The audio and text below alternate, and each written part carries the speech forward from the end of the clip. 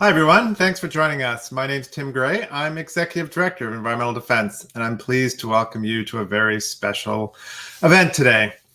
We are launching a new documentary photography project called North of Longtail that explores the close relationships that people have with Lake Erie.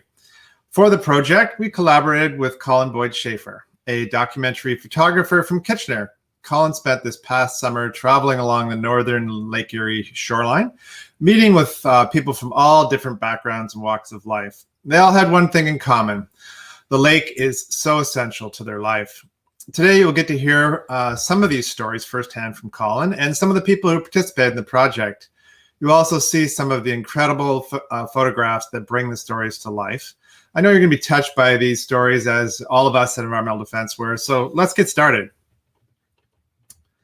For those of you who may not know us, Environmental Defense is a leading Canadian environmental advocacy organization that works with government, industry, and individuals to defend clean water, a safe climate, and healthy communities. I would like to acknowledge that I'm here on the traditional, ancestral, and unsurrendered territory of the Anishinaabe, Huron-Wendat, and Algonquin peoples, who are the rightful title holders and stewards of this land, and that Bancroft is covered by the Williams Treaty. Today, we are all calling in from different locations, and I encourage all of us who are non-Indigenous to learn about the land we are on today. So I'd like to introduce you to our guest today, Colin Boyd Shafer, the photographer of North of Longtail, and two participants from the project, Michelle Robbins from North Buxton, Ontario, and Lisa Jeffrey from Leamington, Ontario. Colin, want to say hello?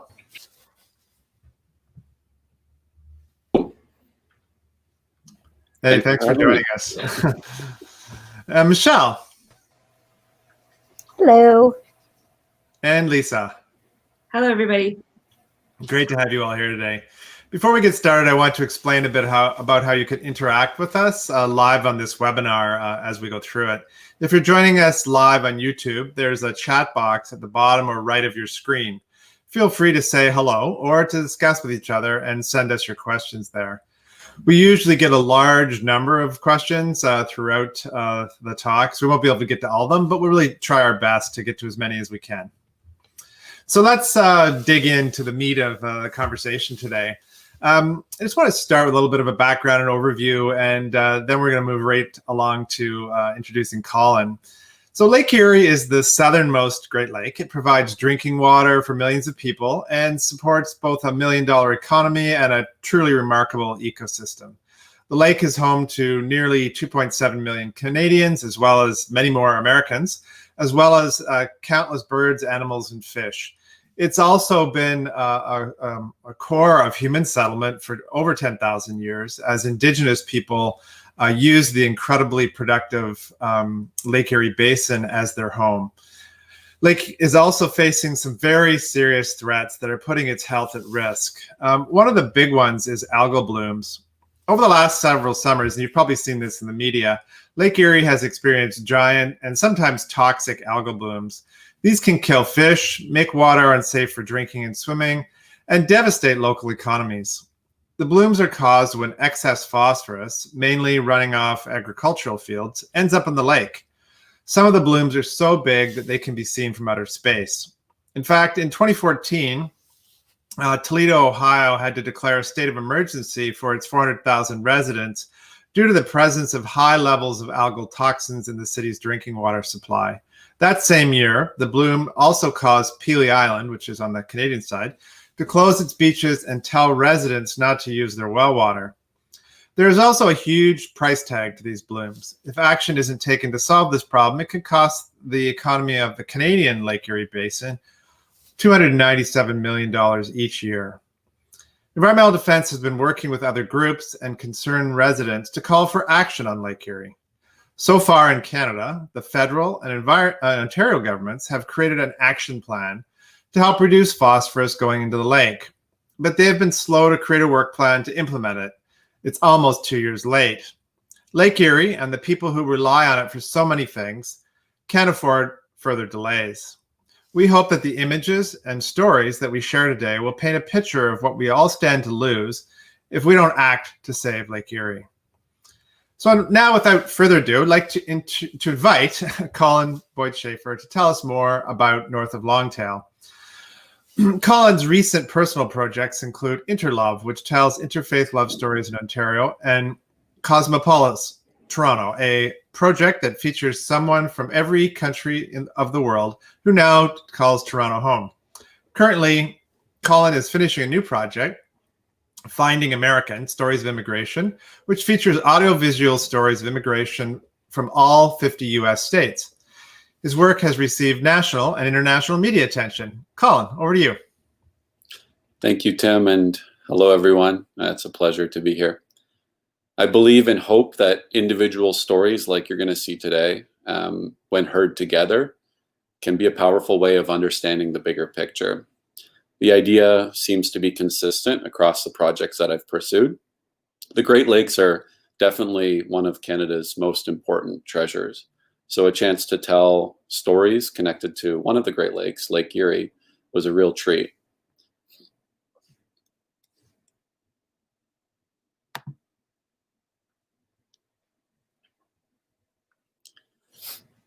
After spending months along the North Shore, Lake Erie is now a big part of my life, my family's story, because this project led to me having Lake Erie be the first lake that my little baby daughter ever put her toes into at Little Beach in Port Stanley.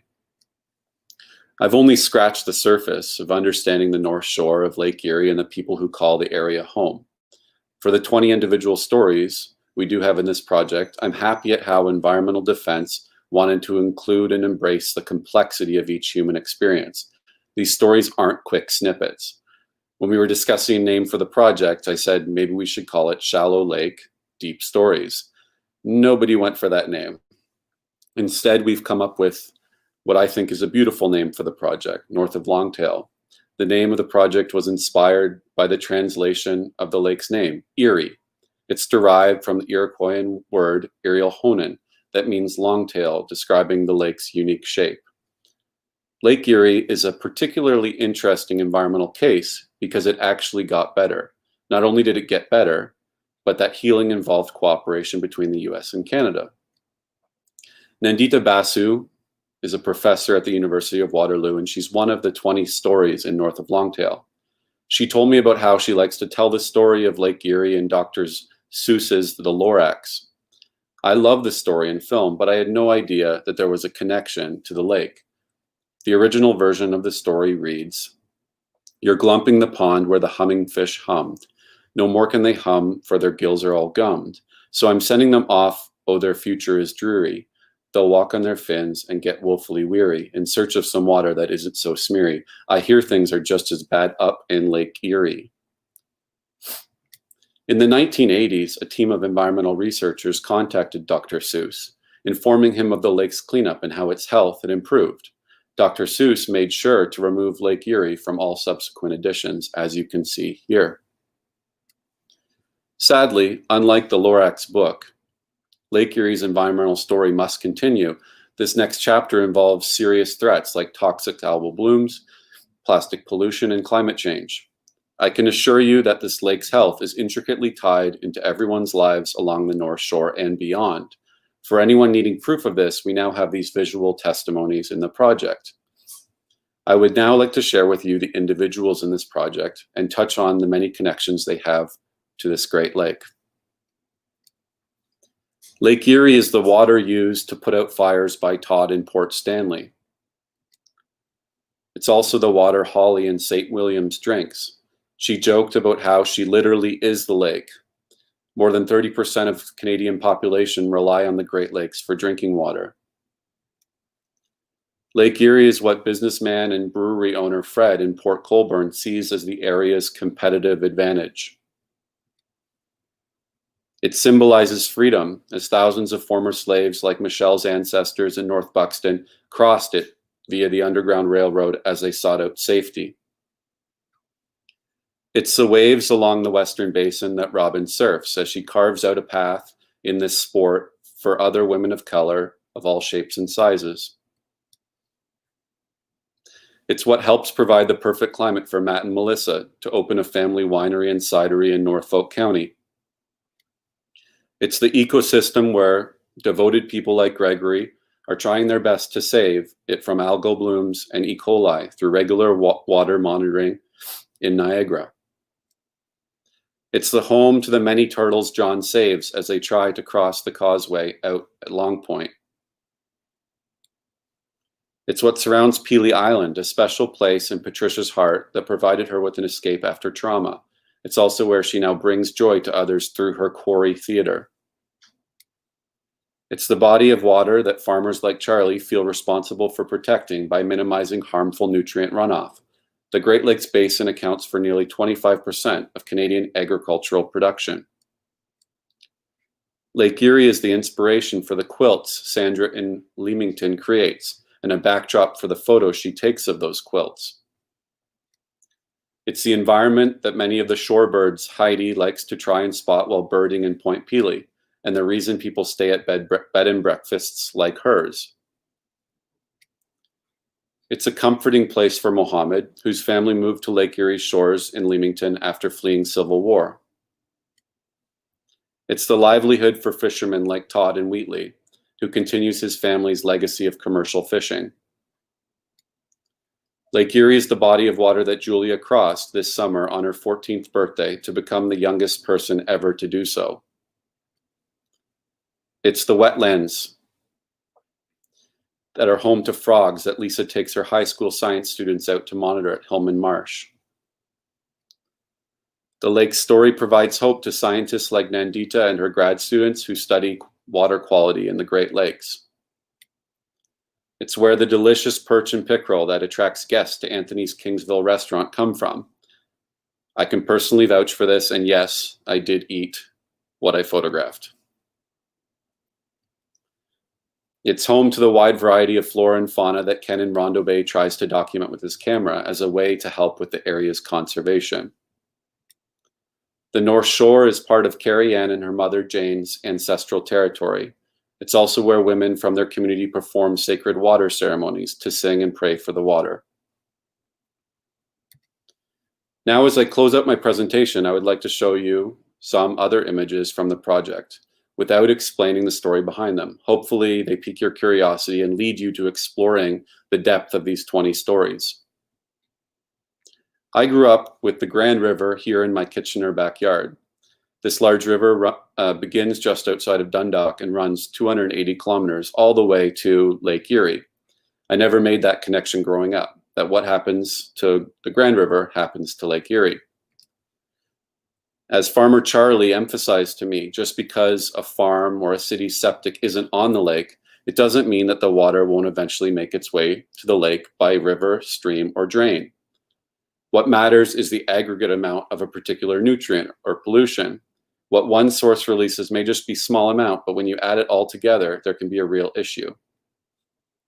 I hope people in power on both sides of this Great Lake will think in the long term, and that any decision making will include the diverse peoples and communities like Michelle's in North Buxton, or Patricia's on Pelee Island, or Jane and Carrie Ann's of Caldwell First Nation.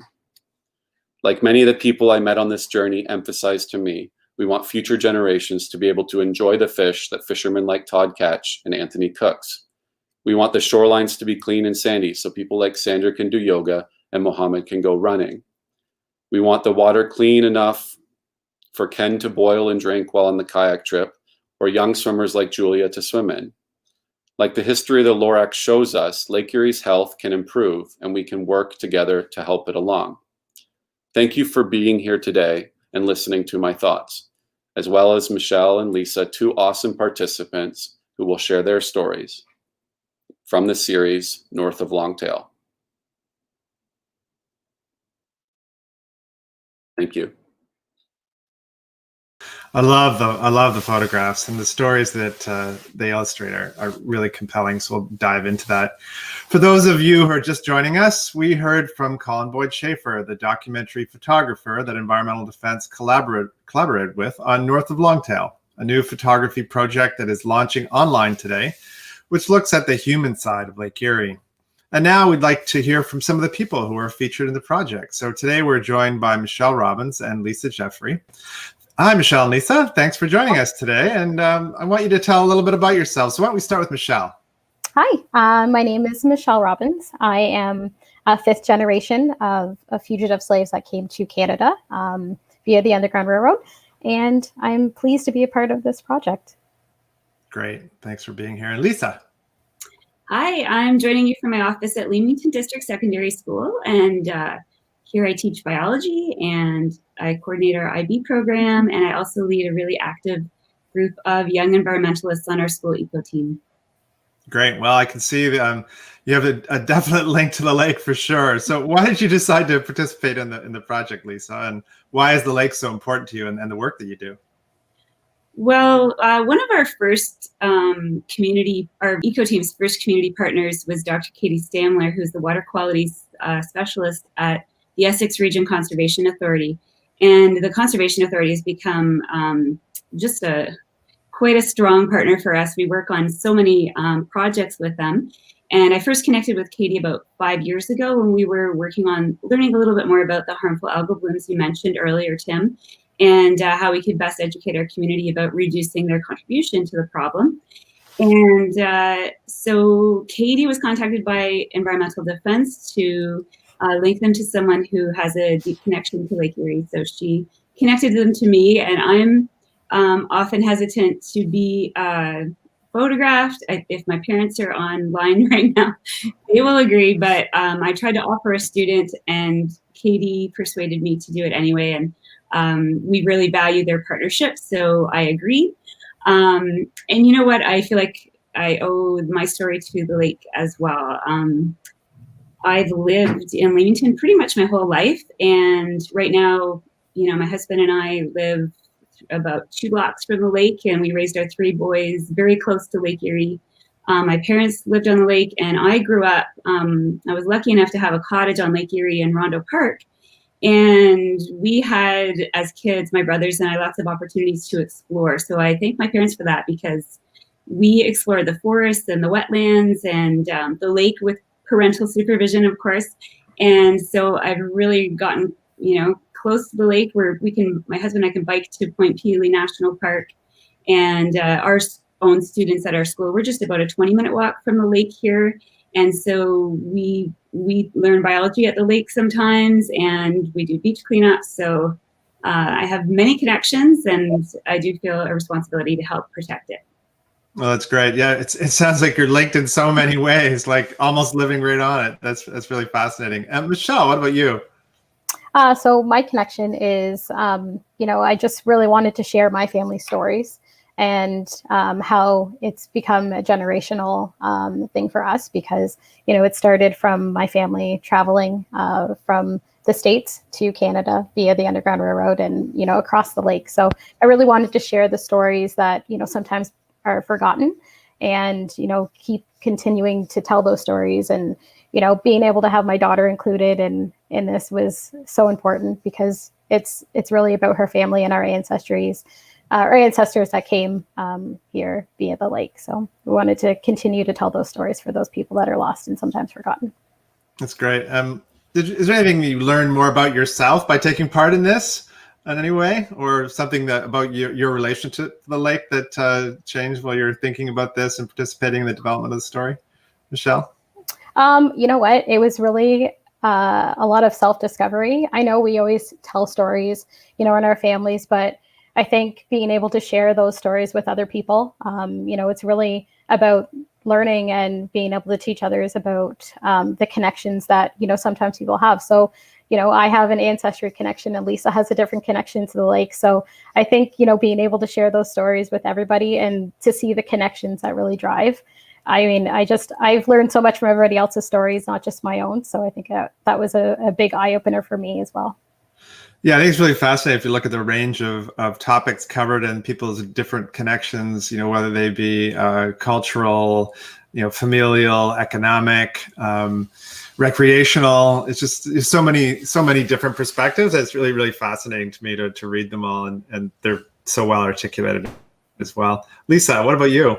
Anything new that you discovered about your many linkages to the lake? You know what? I suppose it allowed me the time to kind of take stock of all the relationships, and it's kind of like when you have friends and family that are just always there, you take them for granted. And Lake Erie has been that, friend or family member that's just always been part of my life. And it took this project really to appreciate the breadth and depth of the connections I have with the lake, and to be grateful for it. Great. Any favorite photo that you might have from all of the many fabulous photos that are in this exhibition that Colin took? What about you, Michelle? Anyone that really stands out for you? It was tough for me to decide, but this was my favorite photo. So the backstory to this is my ancestors were living on a plantation in Tennessee, and it was called the Robbins plantation. And my, I guess, 5 times grandfather was sold to that plantation, and the plantation owner said that he was able to have his freedom if he married a woman that lived on the plantation, and he could have his freedom if he took the Robbins last name. And this is the most important thing to me because I'm going to try to not to cry, but being able to share that story and share the history and share, the sometimes, this was my favorite photo for sure. Following the North Star along the lake and being able to come to Canada for freedom for my family is such an amazing story, and it's so powerful to me. And, having my daughter's arm in there as well, it just really, was the most emotional picture that I think was for me. So, having my family being able to gain their freedom by having this last name is pretty incredible. Yeah, it's hard to imagine like what Lake Erie and the border would have meant to people at that time. Seeking to escape the life that was existing in the U.S. at the time, that had only recently ended in Canada, actually, but it had ended in Canada, and the lake must have represented something incredibly powerful to them at that time. Lisa, what about you? I chose a photo of a frog. There it is. Well, it's the frog's habitat that really connected me to the ecosystems that are a vital part of Lake Erie's, the health of Lake Erie, really. And so the frog lives at Hillman Marsh, and my students and I have a lot of connections to Hillman Marsh. We have worked with our conservation authority, so it is part of a conservation area near Leamington, actually, in Leamington. And so we've done restoration work there. We've expanded the wetland into some donated property adjacent to the marsh, reforestation, removal of the invasive species Phragmites. We experimented with it. Unfortunately, it wasn't successful, but how I'm directly connected to the frog is that we are part of the Marsh Monitoring Program, which is a citizen science project that takes place throughout North America. And my students and I meet a few times every year after dark. We have to wait till after sunset. And we walk the 5-kilometer loop around the marsh. And we stop at survey locations and we listen and identify the frogs species by their mating call. And we try to estimate the number of frogs at each station, frogs or toads. And we document that. And at the end of the season, we send our information away. And so we've been doing that for several years, and these projects are going on all over North America. So you probably know another marsh monitor among your friends. And because I was allowed to muck around a lot as a kid, I had frog catching experience. But that day when I was at Hillman Marsh, I was in chest waders most of the time in the marsh. And so when Colin and I decided it would be a good idea to catch a frog for a photo, I was not very stealthy. I was pretty noisy and not so fast. So truth be told, Colin had to catch this frog himself and hand it over to me. And because of COVID, it wasn't really a busy place at the marsh that day, but we must have looked hilarious, spending probably half an hour trying to catch a frog. It was lots of fun. That sounds great. I think I'm not sure how many people realize just how much of the wetlands along the Great Lakes generally we've lost, but in particular in the western area of Lake Erie, so much of those wetlands have lost. And because Lake Erie is a relatively shallow lake, there was a lot of marshes around the western end in particular. And these are incredibly productive areas and help give rise to the incredibly rich fishery in Lake Erie. And we really need to do a lot more work to restore some of those marshes. And of course, controlling the pollution is part of it. But part of it is working with landowners and others to actually restore some of the things that we've lost in the past. So both of you, how did you feel after reading your story once you saw it in print? Did you think it did a good job of capturing what you were feeling about participating in the project? What do you think, Michelle? Absolutely. Colin did an amazing job. He really captured who we all were. I know I've seen a couple of the other photos, but I know for myself, he really just captured exactly how I was feeling, what I was telling him, being able to share the story. And he's a fantastic storyteller. It was pretty incredible to be part of it. That's great. I really like the way they look online together, the combination of the text with the photos that illustrate. I think it's really powerful. Lisa. It is, but it's interesting to see your life in print, kind of a thing, as Michelle said. And I realized that Colin is such a great storyteller that I divulged some things I'm probably not sure to anyone. Like taking off in a sailboat before I could drive with my friends. I don't know if my parents can still ground me, but they might. And it was actually nice. Colin asked if I had any old photos of my time at the lake as a child, and I didn't. But my mom and dad did, so they brought them and met us at Lake Erie. And so it was so cool to see pictures of my brothers and I on the beach. And they even dug one out of my husband and I heading out on his first sailboat ride. He looks a little frightened. Really great memories, and I hadn't really reflected on that for so long. So it's nice, even though conservation is more my focus now.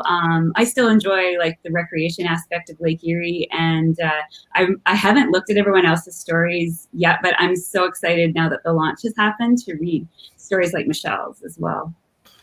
Yeah, thank you. Yeah, I feel kind of envious and left out because I have my own connection to Lake Erie and it's not in there. So I'm going to have to do something about that. I did a part of my field research for my master's degree in Port Burwell on Lake Erie. Cool. And of course, I've done a lot of work there over the years. So now I want to get in on the action, but thanks for those stories. So for all of you, some of you might be joining us a little late. So we just heard from Michelle and Lisa, two participants in North of Longtail, a new documentary photography project that is launching today online. I'm sure all of you have some questions, but I'm going to get Colin back here, who's just joined us back on screen, just to ask him a few questions about how all of this got put together. So Colin, what was your process for writing and taking the images that are in each of these stories? Well, it's really nice to hear from Michelle and Lisa. The process, I think, as you can sense from them, it wasn't quick.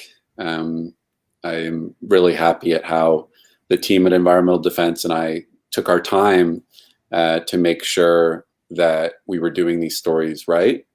A big part of it, and Lisa mentioned this with the photos gathering, was trying to get past the obvious connections to the lake. And sometimes that takes a little bit of time. The lake is kind of a constant, I think, in many people's lives, and they don't, a lot of us, myself included, don't stop to think about some of these things like bodies of water that we live by on a daily basis. And so it was, yes, Todd, the fireman, uses the water to put out fires, but there's a lot more there. And so it was trying to find symbols, old objects, old photos, and then also places around the lake that are meaningful, so we can find visuals to better tell someone's story. So that was really a big part of the process. And sometimes digging up those old photos took time. And you visited obviously a lot of different places, and you can see those represented in the images. But did you find some places that were new to you, like places that surprised you? Like, wow, I didn't know this was here, or I didn't know this was on Lake Erie. Yeah. The community, Michelle's community in North Buxton, it's an incredibly small but welcoming place. The Buxton National Historic Museum is so important to Canadian history, Canadian Black history.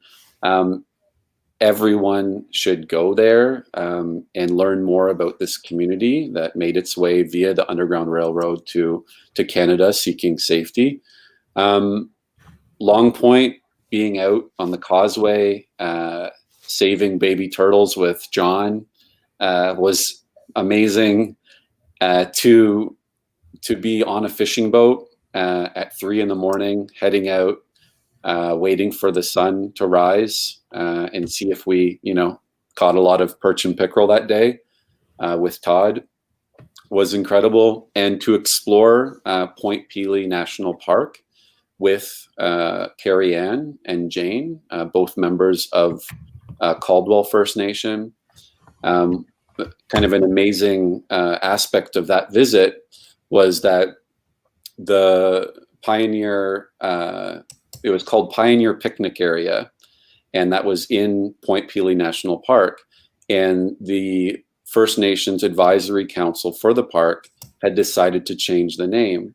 And so it was actually Carrie Ann's mom, Jane, who submitted a name, and the name was Madbeen Gina, which means sit a while, and her name was chosen. So the park was a story where Jane is sitting at the picnic table at her park. So that was an amazing moment to catch. And it was incredible to visit Point Pelee National Park with them because that's part of their ancestral territory. Cool. Yeah. I've always found that there's just like so many surprising little areas along Lake Erie. I think anyone that spends any time there, you're really going to kind of enter a different world if you're used to the rest of Ontario. One of the things that I always, say to people that come to Ontario, or especially from Europe or some other place in the world, is it's one of the few places where in the far north of one province, you literally in the Arctic Ocean with polar bears and seals. And in the southern part along Lake Erie, you're in an ecosystem that is so much like the coastal plain of the Carolinas, right? And 90 tree species. You have pelicans off the Point Pelee. You have cactus. It's incredibly rich biologically, but also in that cultural history. I was reading recently that there was more people, more humans living along the shore of Lake Erie in the 13th century than there is now. It just gives you a sense of the productivity of the ecosystem and how advanced the Aboriginal civilization was that was there, and that the Indigenous people were able to make, to have such a large population just because the system was so productive. So it's really fascinating place. Colin, is your relationship in any way change with the lake? Are you going to now that you've discovered it and your daughter went for her first swim there, are you going to be spending more time on the lake, do you think? Yeah, I think what happens, it's like when you talk to somebody who has a passion for something. So I've now met 20 people who have a passion for this lake. And so that rubs off on you. Now, whenever I go anywhere along that North Shore, I'll be thinking of the 20 stories and 20 people that I've met, and probably revisiting some people in the future as well. Just this past, I guess it was 2 weeks ago, I was having fish and chips here. I was on a patio going to eat fish and chips. And I asked the server, I said, where's the perch from? And of course, I don't know whether most people would ask that, but she said, I think Lake Erie. And that meant so much to me. And it, brought back memories of being on the fishing boat and made me think maybe it came from Todd's crew. So there's a lot of that. Lake Erie is a really important, its story is very important to me, and its story moving forward, its preservation is very important in my heart, because the people that live around Lake Erie are part of my my heart.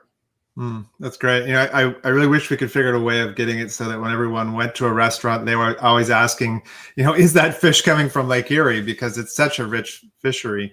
Maybe we get the same kind of movement going that happened when Heinz left Leamington. Remember that, when they bailed on and wanted to close down the ketchup factory there, and people rallied behind French's mustard to have a Canadian ketchup and keep all the farmers that are working around Leamington still able to produce something.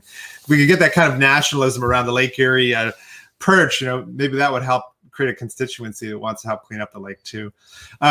We're going to soon go to questions from the audience. So if any of you want to put those into the chat, we can definitely answer some of your questions here, and all of our speakers can participate in that. But I am going to ask all of you a question just related to, what do you hope that decision makers in the public take away from this project? Like, if you had your wishes, what would be the result of this all this storytelling and this amazing photography? Why don't we start with Michelle? Oh, well, I mean, I think, people just need to have their eyes open to what's happening, preserving the lake, based on some of these stories. These are real people with history and family connections and all different types of connections to the lake. So really, being able to share our stories to help in, any decisions on preserving and helping the lake, continue is I think so important for people to see. No, that's totally true. Lisa. Well, I agree with what Michelle said, just showing, the economic dependence we have on the lake for recreation, for our drinking water.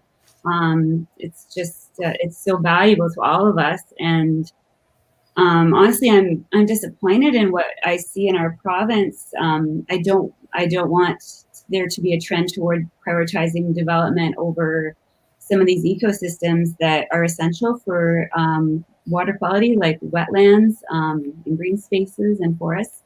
So we have to understand the interconnectedness. I hope that comes through in the story, that there are lots of farmers, they're so knowledgeable about their best management practices just to keep some of the nutrients from the lake. So we really need to work together. And as a science teacher, I need to stress that we need to make decisions based on science. And we've depended on our conservation authority ourselves to provide that science. So listening to experts will help us to preserve the Lake Erie ecosystem because we depend on it in so many ways. And it's not a choice between the economy and the environment. These things are codependent. And so I hope the stories really motivate readers to be vocal and hold decision makers to account so we can protect Lake Erie. Thanks a lot. What about you, Colin? Yeah. I mean, I hope people hear and read these stories and realize how important, this Great Lake is, and maybe think about their connections to other bodies of water. As I mentioned, the Grand River that I live beside, it ends in Lake Erie. And, the web of connections, it doesn't end at a border. It doesn't end at the lines between a city. What's going into one ditch is going to end up in the lake at some point. So, and I think one of the clear messages is that water quality is a long-term, it's a long-term game. And it's not necessarily something that is too exciting. It's not very visual. Water levels can be a much more visual phenomena, whereas water quality, sometimes it's hard to see with the naked eye, I guess you could say, unless there's a extreme algal bloom. So I hope that we see how important the lake is, and these stories are used as a way to try and get, I guess, to put a face to the science. As Lisa said, the science is important, and we also need to know the human connection to it. Yeah, I think the interconnectedness of all these things is really, really important. And the fact that none of these issues exist in silos. Quite often you hear political leaders talking about the needing to balance the environment versus the economy. Have you heard that versus thing used a lot? As if the environment is somehow outside of us, outside of our culture, outside of our individual experience. But of course, when you have a project like this, it actually shows us all standing in the middle of that circle. The environment is not outside of us. The land that we live on is not outside of us. The water we drink is not outside of us. It's part of us. And the idea that you can ignore the consequences of treating the environment as some kind of external waste ground that you can either suck resources from or dump things into, and there will be no consequences, is very naive. And I would share the concern, from environmental defense's perspective right now of what's going on with the current government's attack on conservation authorities and their ability to protect our lands and our waters and do a good job and do that on a science-based basis and interact with the community. So I'm very alarmed about that, and I really hope people are going to talk to their MPPs about that in the near term. Also, we have some questions here now coming in from our audience online. Well, I have a very simple one. It says, how can I view North of Longtail? Well, we're going to re-emphasize this as we close, but if you just go to northoflongtail.ca online, you can find the stories and the photography there. Someone is asking about pollution going into the lake. What industries are dumping waste into the lake untreated, specifically a brewery? So I don't think there are very many industries that are dumping waste into the lake completely untreated. I mean, our municipal sewage systems are capturing that. In fact, the reason the lake got quite a bit better after its very low point in the 70s was because there was a lot of investment in sewage treatment. But what's happened since then is that there's been huge increases in the amount of fertilizer being put on agricultural land as agricultural kind of industrializes. This is particularly a problem in the US side, but it's also a Canadian problem. So you have non-point sources of pollution that all add up that cause the lake to get more polluted. So the solutions really are working with the farm community on that. And in terms of a brewery, I don't actually know anything specifically about a brewery. I'm not sure if any of the other folks here would either. Do any of you know anything about a brewery dumping pollution into the lake? If you do, feel free to answer. I don't know anything about that. Tim, just as an aside, if anyone's interested in learning more about some of the things going on with the farming community, they should check out Charlie's story in the project, because he's currently doing a lot of consulting work with farmers in trying to find and figure out best practices for capturing some of these nutrients and making sure that to minimize the amount of nutrients that get into those drainage ditches that eventually make their way into the lake. Yeah, there's some really great things being done.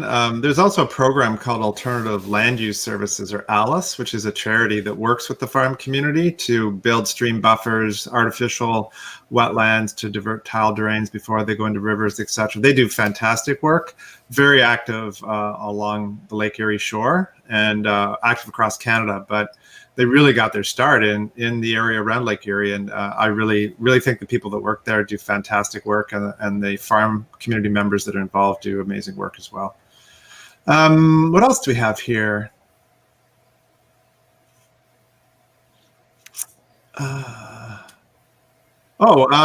Very interesting presentation. Well, a compliment.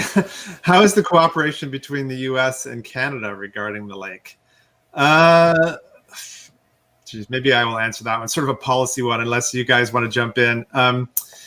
There's an agreement to address these things jointly across the lake.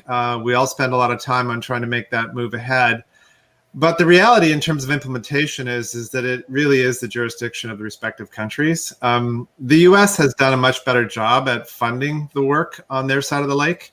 Actually, very significant investments over the last number of years that survived even the Trump administration's efforts to kill them. And as we know, the Trump administration has done a lot of damage to environmental law and regulation.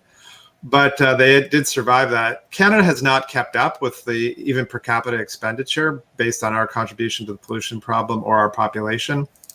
And that's something we're really trying to correct, is to get more of that money that's needed to help the farm community in particular out on the ground so that they can do a better job themselves. So the short answer is yes, there's collaboration. We all talk across the border, and Canada needs to be doing its fair share, and they're not right now. And we have some more coming in the private chat here. What's we got here? Oh, question for Colin. Colin, why do you do these types of storytelling projects? What's your motivation to do this kind of work? I like connecting with people. I think it's really a beautiful process to tell someone's story. And when you have when the end goal, the bigger picture is something important, then all those individual stories, it's like the icing on the cake. It's beautiful enough just telling individual stories, but when they all come together to have a deeper meaning, that's really a cool feeling. So, I am also an educator. That's what I studied. So it's a different way of teaching. You're teaching through storytelling. So yeah, I'm not really into photography for photography's sake. I'm into photography to tell stories. That's great. It makes sense, and we see that expressed in the stories and the photos that go with them. We have a really important question for you here too, as well, Colin. What's the name of the restaurant you visit? Everybody wants to go and have the fish. So it actually is. It's the #1 restaurant in Kingsville, Medawas Station, the old Kingsville train station that's been turned into a restaurant. Anthony runs it. And he started it with his wife Janet, and Anthony's one of the people in the project. So it was, my wife was with me as well, and it was a real treat. It was definitely a treat of the project, was to be there to photograph the food, but then to eat the food. The gnocchi was originally made by Grandma. And now it's made by his mother, and it's a real treat. Oh, great. Well, I'm definitely going to check it out. Michelle, I have a question just related to your ancestors arriving on the North Shore of Lake Erie. What kind of things did they do? Do you know what kind of occupations that they fulfilled when they came here? Were they farmers, traders, shopkeepers? What were some of the things that in your family, if you know? Curious. Well, a lot of them were farmers, and what's pretty amazing is my family still farms on those farms that my ancestors started and purchased when they got here. So a lot of farmers. We still farm. We're a farming community in Buxton. Yes. So there were storekeepers. There were people that worked on the railways that at that point in time as well. So yeah, there were builders. There's a big bell in front of the museum. So when anybody arrived for freedom, they rang the bell to symbolize freedom. And then that meant that everybody would come together and help build a home for those people that just arrived. Well, that's great. So, that's really cool. And have you seen a lot of changes in the farm community in terms of the crops and things that people are growing? Has that changed over time a lot? A little bit here and there. I mean, the majority now of my family, they farm corn, beans, and wheat. Back then, they were farming, tomatoes and different types of produce and things like that we don't necessarily farm now. But I hear stories from my great grandparents and my parents and things that they have to share, and it's pretty remarkable seeing the change in machinery as well. If you go to the museum, we have some old machinery there that you wouldn't even know what it is. Yeah, I've noticed that too when I see some of that. Yeah, that's true. And Lisa, what kind of changes have you seen in the environment, in the area around Leamington, positive and negative, positive changes that you're seeing, and anything that you see as a threat? I mean, we talked some about the algae earlier, but what about some of the other issues around, shoreline erosion, changing lake levels, or restoration projects that are encouraging, perhaps? Sure. I can't even remember the timeline on this, but part of Wheatley Provincial Park, which is quite close to Leamington, some of our students from our school live nearby, it just kind of eroded away into the lake. A road collapsed. So some of our students couldn't get to us by bus. It was going to add an additional 35 minutes or more because the road collapsed. So that road is the same one that would have connected us to our cottage. So really seeing the impacts of rising lake levels.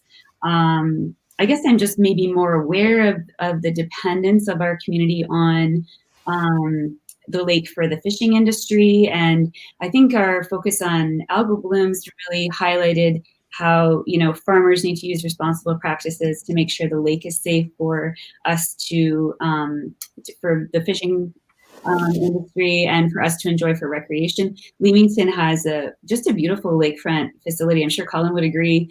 The municipal park where we met to start is just a great place. Actually, it was hit by a tornado not that long ago, and it's much improved now. So municipalities put a lot of work into making our waterfront kind of a more enjoyable place for our community to gather.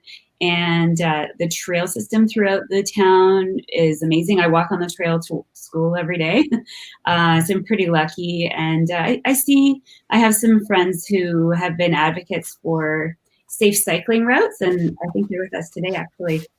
So that's so nice. Like, if we can use more active transportation, it's all connected, really. We can't just use the lake as a garbage dump, and I think that there's more awareness growing that we need to protect it and work together on that. Great. Well, that sort of is a kind of the question I was going to ask, like, where do you see things going? So that's a good summary of your kind of vision for the future, I think, Lisa. And Michelle and Colin, your take on, if we were like standing in 2030, looking back and thinking of all the great things that have changed that are for Lake Erie, what would you hope to see standing in 2030 that's happened in the area that around Lake Erie? Let's start with Michelle. So, I mean, for me, just being able to grow up and, being able to enjoy the lake as a child and being able to have my daughter enjoy the lake as a child is so important to me because, we spent many times with friends and family in our lake. And I just want, to be able to continue that for her and, for generations to come, and being able to share my stories with, my eventual grandchildren. And, just it's so important to preserve it and, have those stories to be able to tell for generations to come. All right, thank you. Colin. I always like to think of the projects that I do as little, time capsules. And so we've got our time capsule now. And when when someone pursues a Lake Erie photo project in 30 years time, maybe even meet some of the same people, what will those next photographs, look like? Maybe there'll be another edition of the Lorax, and maybe it will talk about, right now I'm going to try to be Dr. Seuss. I swam in the water. It made me feel so cheery. It must have been a lake, maybe Lake Erie. So I want to think that would be where the lake would be in that book, not about being smeary and dreary. So it's on us, and I think just like what Michelle and Lisa are getting at, it's like it's all connected. We know what to do. The question is, are we going to do it? That's exactly right, and probably a good place to end. I'm really hopeful that in 2030 that we've seen a move towards Lake Erie being the place of abundance that it once was. We spend so much time trying to stop the loss of the last few bits of things, in our society, especially when anyone who works in the environment or cultural protection, we're always worried about things that are disappearing. And I think Lake Erie is a great place to restore that sense of abundance and productivity. And I'm really hopeful for all the people that are working and all the stories that are captured in this project, helping to create that momentum towards a future of abundance. So I want to thank all of you for joining us today and for your questions, all those folks who are online and watching. I really hope you enjoyed it. I hope you're going to visit the full project online. And as I mentioned earlier, it's at northoflongtail.ca. You can see all the stories there. You can see all the amazing photography. And you can also find out what you can do to take action to help Lake Erie and join us in the effort to return abundance to this incredible ecosystem and incredible community. I'd like to thank our special thank you to all of our speakers today, Colin, Michelle, Lisa, for joining us. You can really keep in touch with us as well in the long term at Environmental Defense. You can follow us on Twitter or Facebook. You can find us on Instagram as well. You can reach out to us by email. So thanks so much for joining us today. And I hope to see you all soon and maybe in person on the shores of Lake Erie. Thanks a lot and have a great day.